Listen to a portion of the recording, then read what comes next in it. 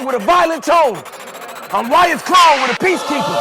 Michael Myers on with a meat cleaver and a riot zone with a street sweeper. Soon as he got in the foresight, he knew what was coming. I push your mind beneath the surface. I'm trying to get you to think deeper.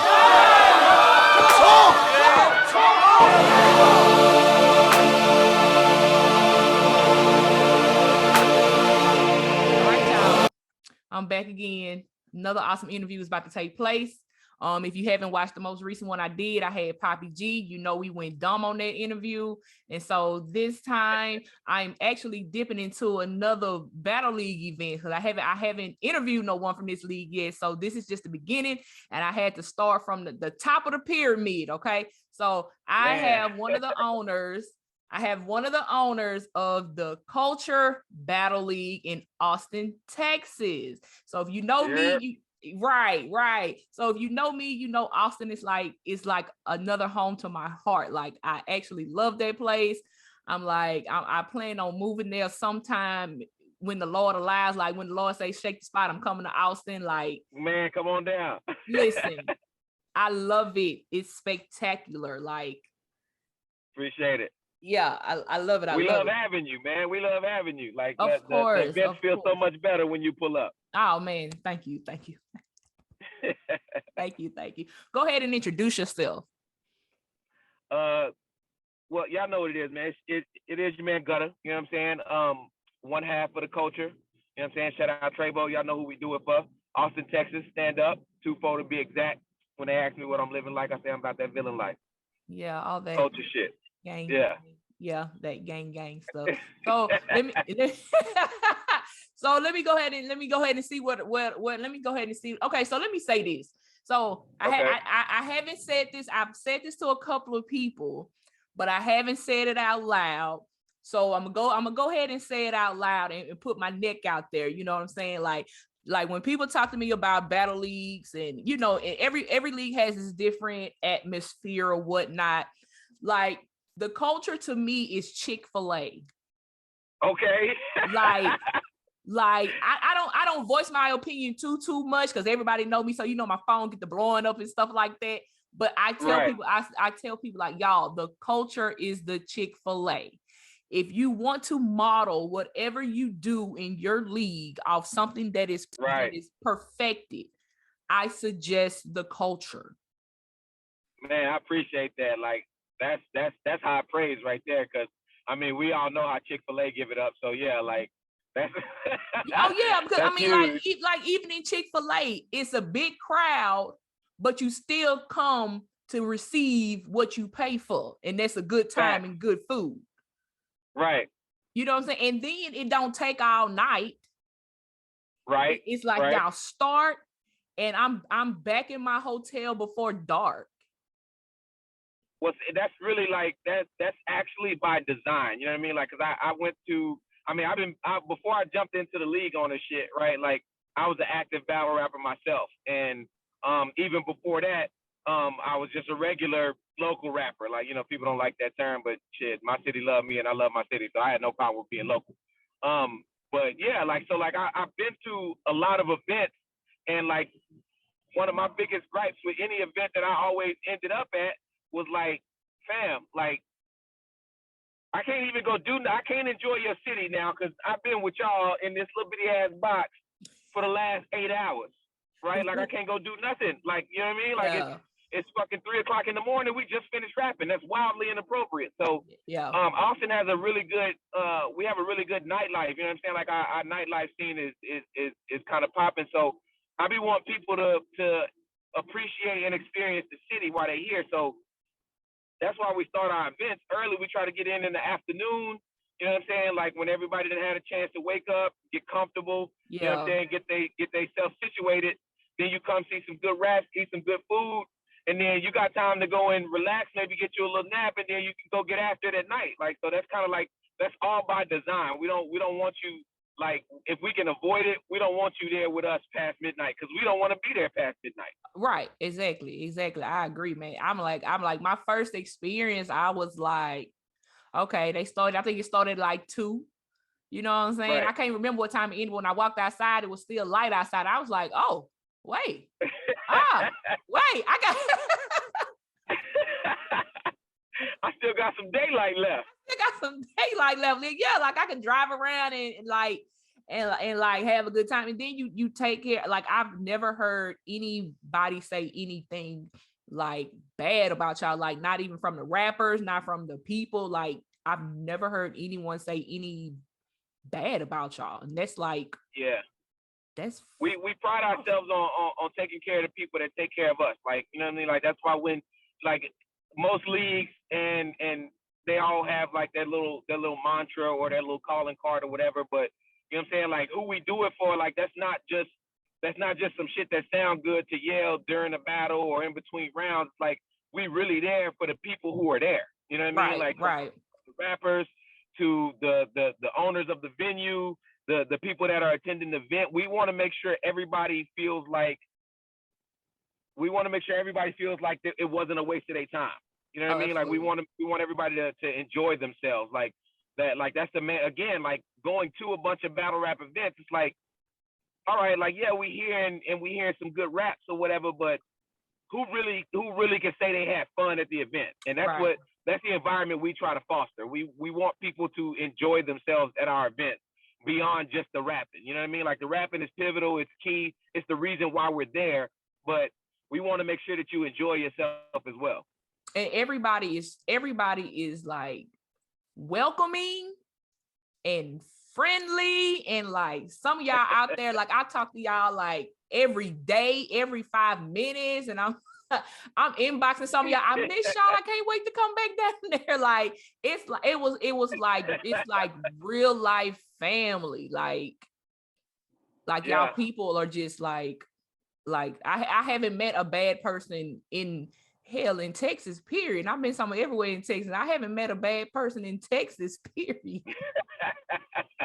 Yeah, that Southern hospitality is a real thing for us. Like especially with, you know, like if we inviting you to our home, you know what I'm saying? We want to make sure that you feel welcome, that you understand that like your invitation here was not like in vain or in spite. It's like, you know what I'm saying? We really want you to come. We want you to feel comfortable. We want you to feel safe. We want you to enjoy yourself and feel respected. So like we try to foster that environment at all times during the event. Like, so we try to make it a point to go above and beyond to make sure that we're meeting that for everyone that's involved.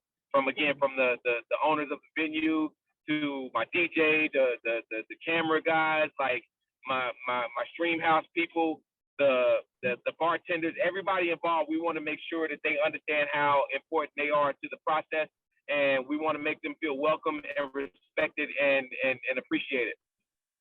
That's dope. That's definitely dope. So what made y'all start the culture?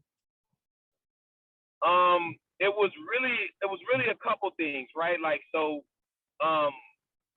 first and foremost, like when I started battle rapping, right? Like there was a handful of us from the city that was doing it at the time. Shout out Jap Jesus and Dub Six and the homie Franchise. They was the ones that really kind of that lit the fuse for what we like to refer to as Southern battle rap, right? Like, so they started TBL, and that's where I started my battle career on TBL. But then as I started to grow and kind of get more recognition outside of this region, for whatever reason, like that's them gentlemen's business. I don't really know the details of the ins and outs, but TBL stopped being a thing. And so a couple people tried to revive it, but it never really got back to that feel. And there was a time in Southern battle rap when TBL was the smack of Southern battle rap. If you wanted to come to TBL to rap, you hadn't completed it and you hadn't done nothing until TBL sent you an invite. So when that stopped, that kind of left a void in the city, because like Austin is where you, like, if you hadn't battle rapped in Austin yet, you hadn't done shit. You know what I'm saying? Like, so then shout out to homie Scotty. He started Houston Barcode. There was a couple other leagues that were popping up around Texas, but there was nothing in Austin. And so as I was growing as a battle rapper, a lot of my people would be like, my people from the city would be like, fam, like, when you gonna rap here? I can't come to New York to watch you rap. And it's like, yeah, I get it, but ain't no opportunities for me here. Mm-hmm. So I used to get that a lot. Like, you know what I'm saying? Like, you need to bring battle rap back to the city. You need to bring battle rap back to the city. And there was a couple people who were attempting to fill that void for the city. You know what I'm saying? Like, so salute to those gentlemen, but it just it didn't have the feel. It didn't have what it needed. And so the other half of the culture, my partner Trebo, he hit me up and was like, yo, like, let's start a league in Austin. And at the time I was like dead set against it. I really wasn't fucking with it. I'm like, I don't want to run a league. That's a fucking headache. Because I was still super active at the time. Okay. Right? So, you know what I'm saying? I'm chasing my own thing. Like, I don't want to be that rapper that's signing other rappers, but you know what I mean? Like, yo, my whole goal is to put my album out. I ain't worried about your shit. You know what I'm saying? Yeah. So I was like, nah, I really wasn't too enthused on the idea in and of itself right away. And so it got to a point to where the asking continued, and I was like, you know what? I might need to do this. So I hit up Trebo and we put together the first event, which was Still Sharp and Steel, just to kind of test the waters. That wasn't even really, the culture didn't exist yet, right? Like we didn't have a name for it yet. I just knew the name of that event was gonna be Still Sharp and Steel. That was the gist of what we was gonna do. You know what I'm saying? So right. Once we got to the point to where Still Sharp and Steel went off without a hitch, you know what I mean? Like we pulled that off, and I was like, okay, we might can actually for real do this. And so that's kind of what birthed it. Like we had to have that one event first to kind of really test the waters and see if it was something that we was gonna be able to do and to do successful. Okay, cool. So how do y'all pick who comes to the culture? It's really, so as far as the people that may not be known in battle rap beyond our league, we have an induction process called Rite of Passage, right? So so that's the intro, like the intro thing for them, the Rite of Passage. Yeah. Okay. That's your way of us determining if you got the necessary skill set that we're going to need you to have for us to put some money behind you and to make sure that you can compete at a high level. Okay. And so that's how we do that. Like, you know, we kind of gauging talent with that. And then as far as the people that we bring down, you know, it's just about who makes sense, who's going to be the right matchup for our guys, right? Like, right.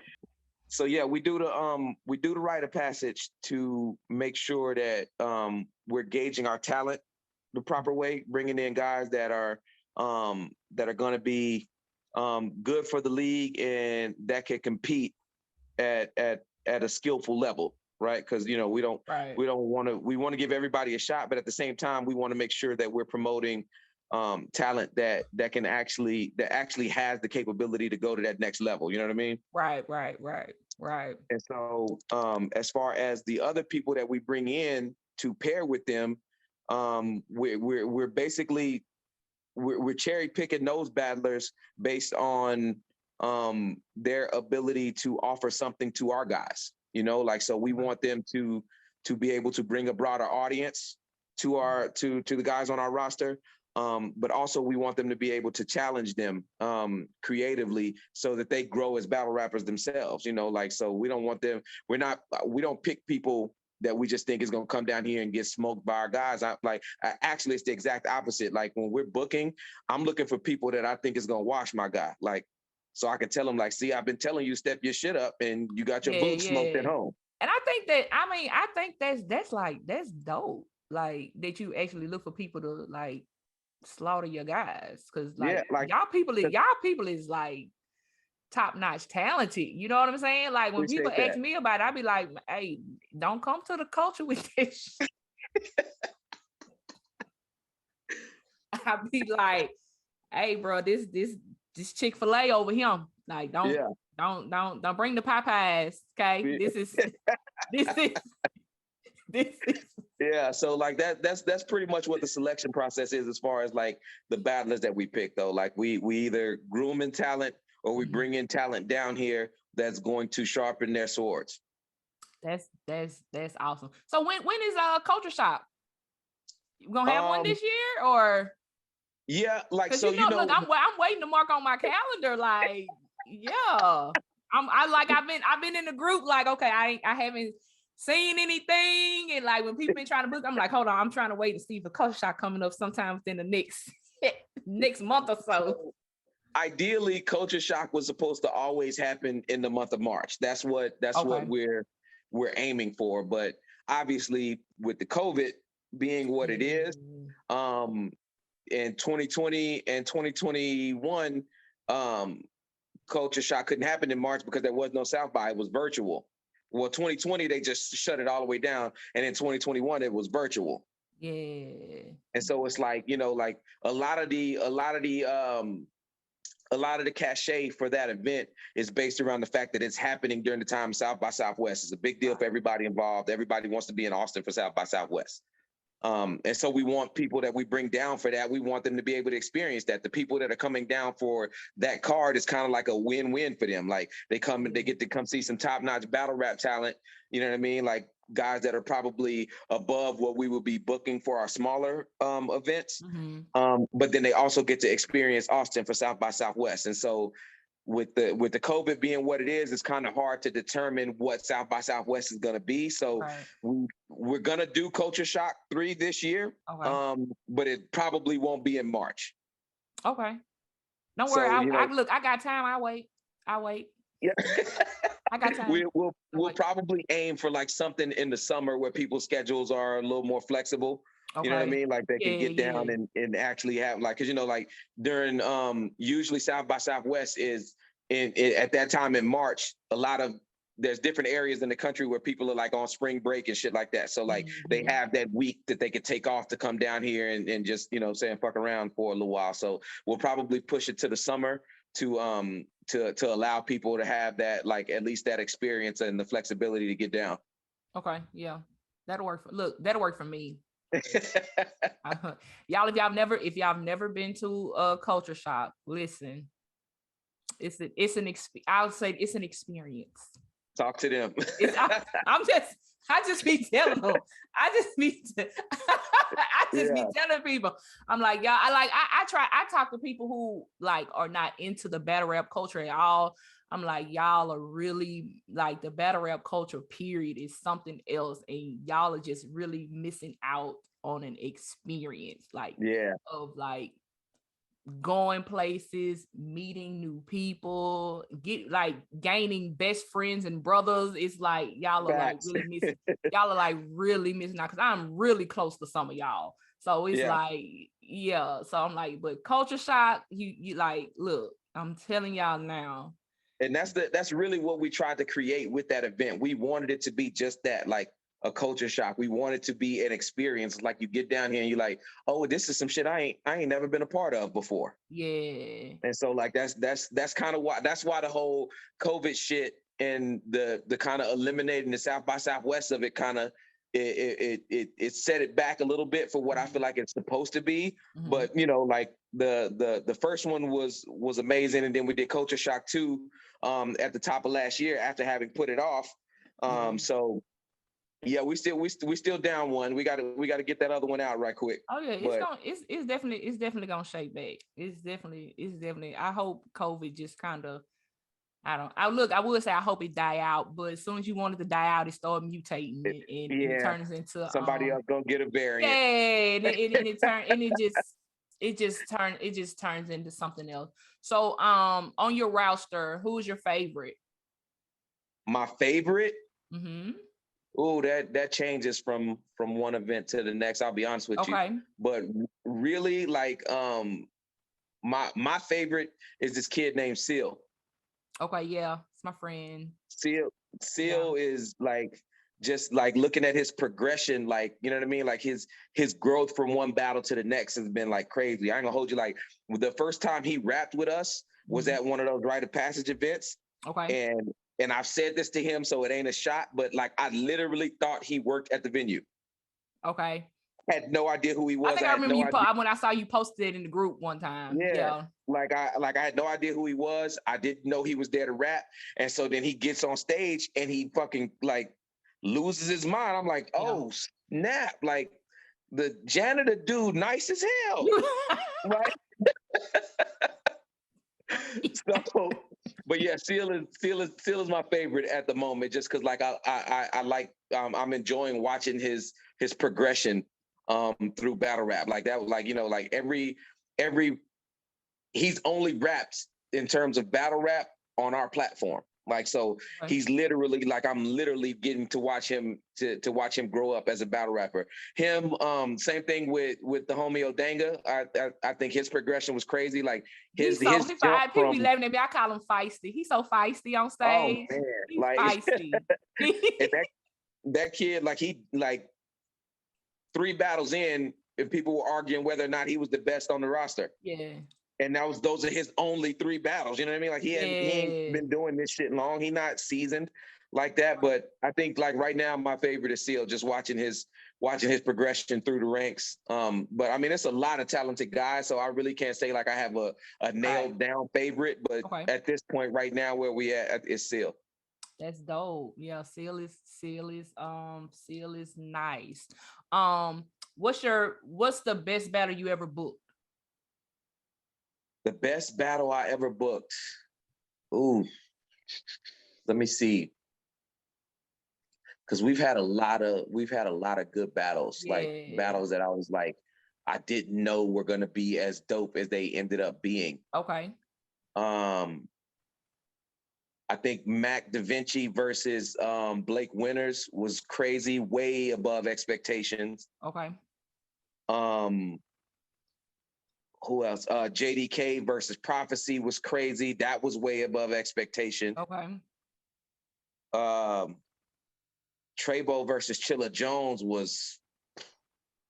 Don't even y'all. Lord, don't even get me started on that. Man, look. That was another level. Yeah. That was another level. Because even when I was walking out, because I had walked out to catch some air, and I must have meant the bar because the crowd went like wow, and I went running back in there like, what did I miss? I just stepped out to get some air and I missed it. Like I walked out, I heard, oh, and I'm like, what the fuck? I missed it. So yeah.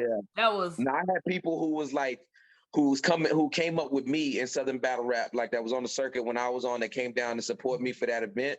Like they was looking at me and during Trebo's rounds and was like, yo, have I been out of battle rap long enough for Trebo to be this fucking good already? I'm like, hey man, like that dude just, he different, man. He different. Like, so yeah, that was definitely a crazy one. But we booked so much, like so many good battles. It's like, it's hard to like, I think just like pick one that just like really jumps out. Yeah, and then sometimes it's like, man, like some leagues you go to, you have one battle that's like trash. You know what I'm saying? Mm-hmm. But like, I can't think of one either that I've been to or even viewed that was like, oh, I can't never say, oh, that's trash. Well, like, you know what? Y'all entire card is good. Everybody is prepared. Everybody is ready. It's like, you know what I'm saying? No, that's definitely something that we try to focus on. Like that's like with the booking of the battles, we like, again, we book them in a manner so that everybody has a suitable challenge, right? Like everybody is getting a fight where they gotta, like, you gotta for real fight, fam. Like if you don't bring your A game, he gonna rinse you in front of your family and friends. Right. Facts. Like, you know what I mean? Like, and then we're gonna drag you in the group. So and then you get to, like, listen, like our fans are ruthless, man. Like, oh, they brutal. Yeah. So yeah, you definitely, if you don't come with your A game, they are gonna let you know. Yeah, most definitely.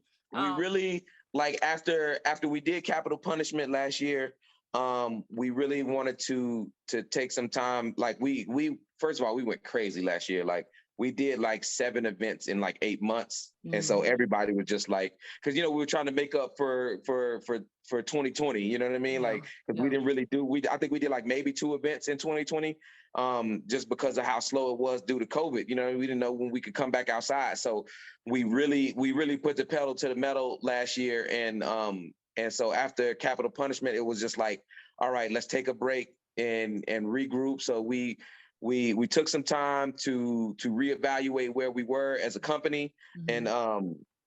and what we were looking for, what we were looking to do. You know, we want to always be growing. So we took some steps to upgrade our equipment, to upgrade the level of quality and the product that we're putting out, and to brainstorm some things that kind of that will set us apart from, you know, the rest of the league. You know, we're not looking to try to like be better than anybody, but you know, we always want to keep pushing ourselves forward. So that's kind of the mode that we've been in, and we've locked pretty much all of that down. So we definitely finna get back to work real soon. Excited. Yeah. Oh yeah, I'm definitely like stoked out, gassed up, and ready to stoked out, gassed up, and ready to roll. I'm telling you. Austin is just an awesome city, like period. I be when I drive home, I be pouting. I be like, oh, I be like, oh, gotta go back. Gotta go, yeah. It's like, oh yeah, back to good old Louisiana or whatever. So that's nice. Let me check. Look, I had to check my timer sometime because sometimes my interviews go way overtime. Listen, I feel you. My interviews go overtime and out of control. All right, go ahead and give us your social media info for the culture. So they know where to follow you at, and let them know you know who they need to contact if they want to get booked or come to the culture. Give us all absolutely. That stuff. Absolutely. So you can follow us on all social media platforms. It's the with an A _ culture with a K _ ATX, and that's on everything. You can hit us up on there if you're looking for information about upcoming events, if you're looking for tickets, if you're trying to come participate in the event, whether you're a vendor, if you want to come rap, you want to just do a performance, you ain't even trying to battle, you want to just come be a part of it. If you're looking to help with any part of it like that, you can contact us on there. We do a good job of responding to everything. We don't never leave nobody on red. We getting back at everybody. You know what I mean? We're gonna give you the information that you need. So the with an A _ culture with a K _ ATX on all social media platforms. Bet. And you would not be disappointed if you buy the streaming because their media team is. Listen, man, like we just trying to deliver their media product, team man. is Shout out Streamhouse TV. God. Man, yeah. I've learned so much just being around y'all media team till it's like ridiculous. Like just it's like half time I don't even ask questions. I just be watching. Like that's me. Man, that's how I learn sometimes. You know what I'm saying? I just learn by watching. I watch just how they move. I watch the buttons they press, what kind of equipment they use. You know what I'm saying? And like when I do have questions, they answer like, come on. You know, like them, that was like my first experience. They were like that. They were like, come on, you with us, come on, and got my conversation in, show me this. Like they so you like buying the stream is watching TV. So appreciate it. We definitely got some good guys on the team, man, and we all have a singular vision, and that's just to deliver the best product possible. Like that's our whole focus every time out, from planning the event, picking the venues, to recording, editing, streaming. Everything is our intent is to deliver the highest quality product of possible. Right. And then with y'all, I'm gonna stop complimenting y'all because y'all gonna have my phone blowing up. Oh Lord. Yeah, they ain't. All these other leagues ain't gonna let me live with this interview. Jesus Christ. Listen. What I also like about y'all is how everybody plays their role. Yeah. I've never seen anyone get out of position. Everybody is, this is you, this is your job, this is you, this is your job. No one tries to outstep the other or overtake the other, or a single cohesive unit. That's everybody knows what their assignment is. Long as you understand it, we good. Long as you and then if it's not in their area or their jurisdiction, they know who to go to ask the question to get things done. I'm like, man, this is. And then the other part of that is like we all, again, all of our focus is the quality of the product, to deliver the best possible to our fans and the people that are there, people who spent their money to come be a part of this. So if you short in any area, you know, it may not be my job to do with but hey, like I got you, let's get it done. Right. You absolutely. know what I mean? Like, and so again, everybody's focus is just making sure that we deliver the best possible experience and the highest quality product. Oh, and look, y'all promotion. How look, y'all other leagues, please don't blow my phone up when y'all see these. I'm just be trying to look, y'all promotion like is ridiculous. Like everybody is on one accord with one theme with the promotion. Yeah. And then and when y'all have a theme, everybody comes dressed as the theme. Yeah. Well, Like, see, but the thing is, like, I ain't gonna hold you. Like, all of that shit happens organically. It's not like we don't even really we don't sit down and map that out. You know what I mean? Like, okay. Something will happen, and then that whatever that thing is, whatever that catalyst is that triggers that thought in somebody's brain, we all just instinctively be like, you know what? That's the wave. Like, we all finna get on that. And then it's like, believe it or not, there's nothing going on, off screen. Right. That's telling everybody, like, everybody participates at their own will. Like, we're not calling like, hey, you need to do this or get online and say that. It's just kind of, it happens organically and we all feed off the energy. That's what look, I can't do nothing but give y'all because that's the kind of stuff I like. I like when I work with people or when I collab with people, or if I'm doing something for, like branding or marketing or whatever for one of my clients, right. Like I appreciate if we have like a bond or a chemistry where sometimes I don't have to say nothing. Like, you know, this is in my head, this is where we're going. So you already come like ready and like we can move on one accord and like do our thing. That's what it is. Like, that's the perfect word for it. It's just the chemistry. Like, we all enjoy what we're doing. So it doesn't take it. It doesn't require any hand holding or, cattle prod. Like, oh, you need to do this. You need to do, like, we all enjoy it. It's fun. Like that part of, like, a lot, like that's the easy part of the whole event. Like, we went through all of this work to book these matches, to book this venue, to get all this equipment here. We went, like, all of that shit is work. Like, and once you writing your rounds and everything, like, that's work. Like, you having to put in thought and time and energy into that. Now that that's done, let's have some fun, man. Right. Let's enjoy let's enjoy the fruits of that labor. Like, you know what I mean? Everybody paying attention to us for however long we're running up into that event. Like, that's the fruit of that labor. Like, you know what I mean? Getting to entertain our fans. That's the fruit of that labor. That's what's up. So, well, we already did the social media part. All right. Look, I'm an old lady. It's past 8:00. I'm sleepy. My kid finna be looking at me crazy like, fam, don't talk to me. Don't say nothing to me when I ain't in the bed next time. Right. Thank you so much for coming. Absolutely. Thanks for having me. Thank you and Trebo for creating the culture. Absolutely. I'm just go ahead and tell y'all. Let me look up at the camera. They could be complaining. You don't never look up at the camera. It's a wonderful experience. You should come. You definitely should come. You should come, meet new people, like experience Austin, Texas, period. So come on down to the come on. Yeah. Come on down to the culture. You know who we do it for. I see you. All right, thanks, man. All right.